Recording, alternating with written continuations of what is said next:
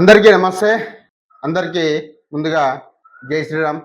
రాష్ట్రంలో గోశాలల అభివృద్ధి, నిర్వహణ, సంరక్షణపై కమాండ్ కంట్రోల్‌లో రాష్ట్ర ముఖ్యమంత్రి రేవంత్ రెడ్డి సమీక్ష సమావేశాన్ని అయితే నిర్వహించడం జరిగింది.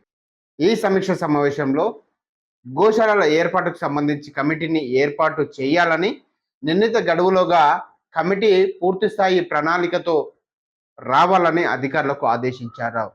గో సంరక్షణ, నిర్వహణ సులువుగా ఉండేందుకు వీలుగా గోశాలల ఏర్పాటు ఉండాలని మొదటి దశలో రాష్ట్రంలోని వెటర్నరీ యూనివర్సిటీ కళాశాలలు, అగ్రికల్చర్ యూనివర్సిటీ కళాశాలలు, దేవాలయాలకు సంబంధించి భూముల్లో గోశాలలు ఏర్పాటు చేయాలని రేవంత్ రెడ్డి అధికారులకు అయితే సూచించడం జరిగింది. అందుబాటులో ఉన్న స్థలాలను గుర్తించి కనీసం 50 ఎకరాల స్థలంలో విస్తీర్ణానికి తగ్గకుండా గోశాలలో ఉండేలా చర్యలు తీసుకోవాలన్నారు.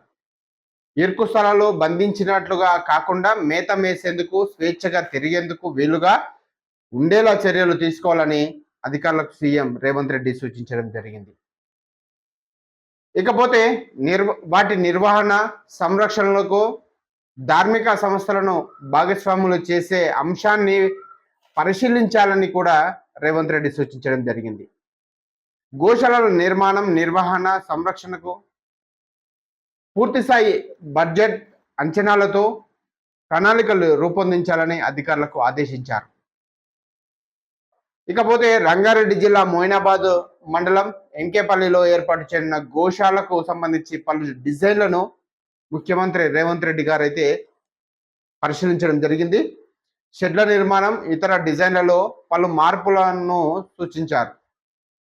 మరో 4-5 రోజుల్లో తుది మోడల్ను ఖరారు చేయనున్నట్లు కూడా వారు చెప్పడం జరిగింది.